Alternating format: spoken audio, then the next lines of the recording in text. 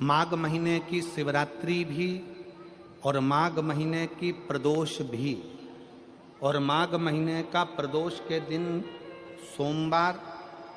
सोमवार भी 27 तारीख को पड़ रहा है, प्रदोष भी 27 तारीख को पड़ रही है, और महीने की शिवरात्रि भी 27 तारीख को पड़ रही है। तीनों का समागम, तीन संयोग, सोमवार 27 तारीख का ही प्रदोष और 27 तारीख को ही महीने की मासिक शिवरात्रि, तीनों का संयोग बन गया। हमने आशीष से कहा दुनिया के लोग कुंभ में त्रिवेणी के घाट पर जा रहे हैं, पर मेरे भोले बाबा ने यहां त्रिवेणी इकट्ठी कर कर रख दिया है। मेरे एक निवेदन सभी श्रोता बहन भाइयों से, कथा आस्था चैनल पर जो सुन रहे हैं, फेसबुक यूट्यूब पर जो सुन रहे हैं, और पंडाल में बैठकर जो सुन रहे हैं, जिस दिन दिल से हारो ना,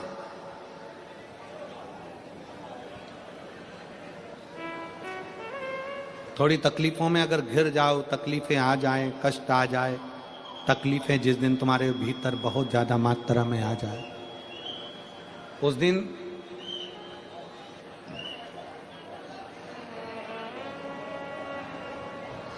तीन बेलपत्र,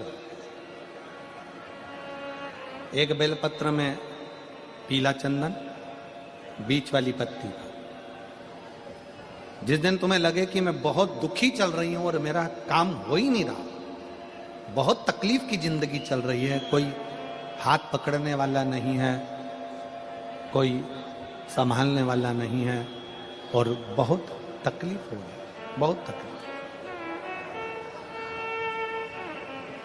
उस समय पर एक बेलपत्री के बीच वाली पत्ती पर पीला चंदन,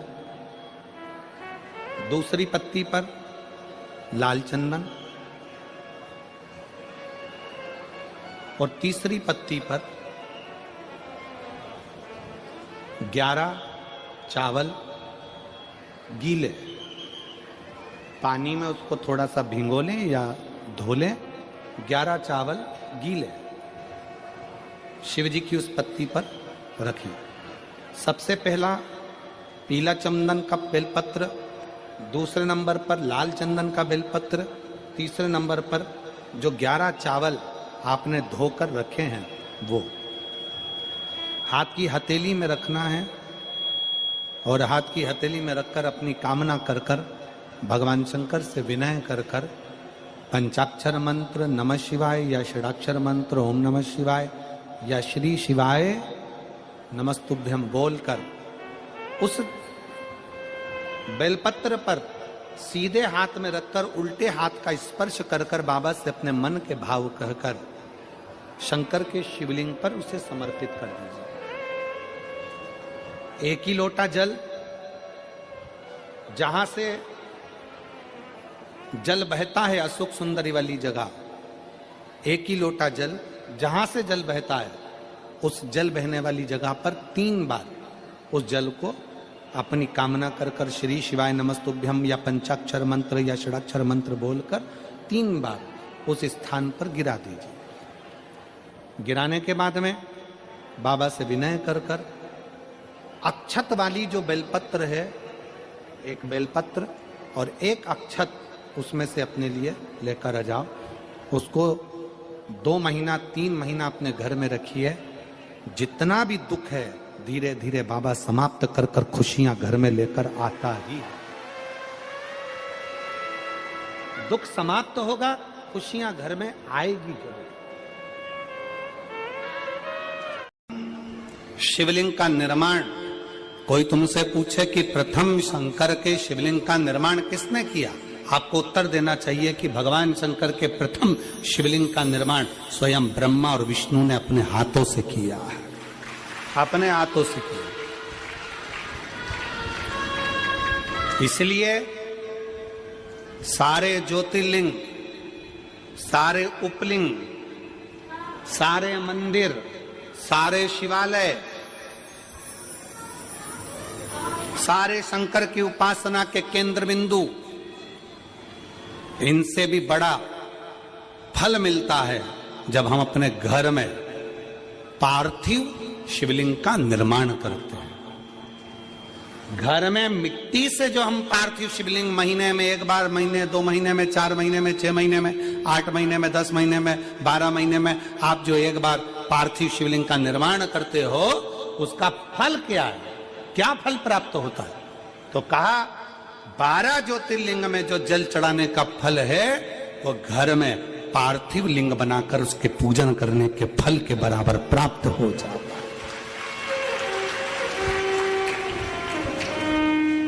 साल में एक बार श्रावण के महीने में, श्रावण की शिवरात्रि पर पूरे भारत में ही नहीं देश और विदेश में भी लोग ऑनलाइन पार्थिव शिवलिंग का निर्माण करते हैं। आप लोग करते हो कि नहीं करते हो? हाथ उठाओ जरा, कौन कौन करता है? सब करते हो? रखो रखो, वापिस रखो। पार्थिव शिवलिंग का निर्माण करते हैं, उसका पूजन करते हैं, आराधना करते हैं। अब हम आपसे पूछें, जब से आपने श्रावण का शिवलिंग बनाना प्रारंभ करा, जब से आपने शिव महापुराण की कथा सुनना प्रारंभ करी, जब से आपने भगवान शंकर के मंदिर में 1 लोटा जल चढ़ाना प्रारंभ करा, वो दिन और उसके पहले के दिन दोनों निकाल लो। जो पहले के दिन थे वो बड़े कष्ट के निकलते थे।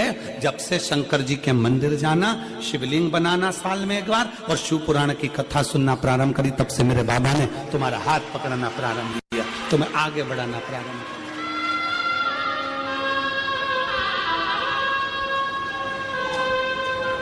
एक पत्र है,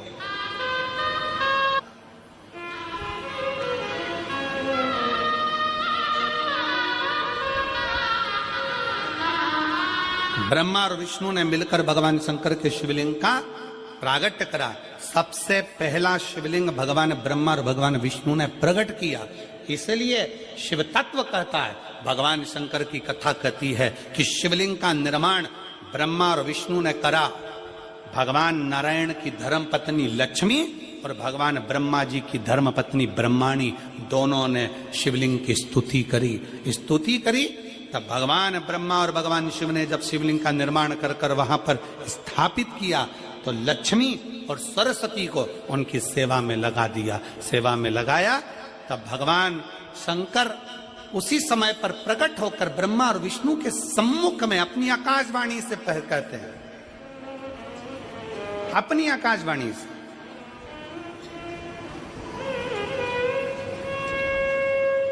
कि है नारायण, आपने अपनी लक्ष्मी को हमारी सेवा में रखा, ब्रह्मा आपने ब्रह्माणी को हमारी सेवा में रखा, उसका क्रम क्या है?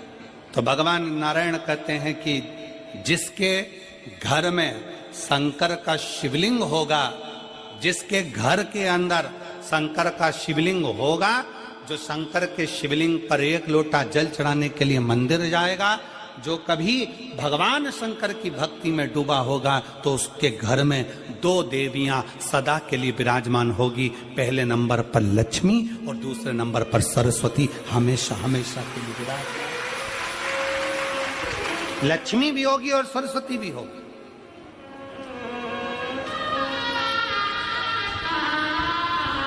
अब दोनों देवियां खड़ी हो गईं।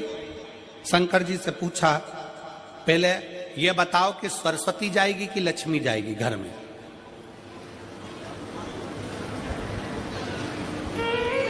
हमने रायपुर की कथा में कहा था, पुरुष की आदत रहती है वो एक कान से सुनता है, दूसरे कान से निकाल देता है, और माताओं की आदत रहती है दोनों कान से सुनती है और मुंह से निकाल देती है, बोल देती है।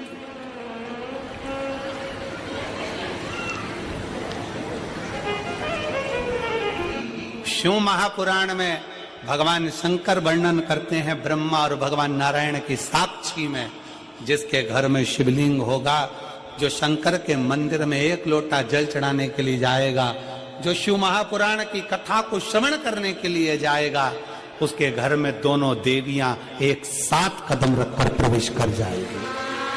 सरस्वती का कदम पड़ेगा, बुद्धि आएगी, विवेक आएगा, और फिर लक्ष्मी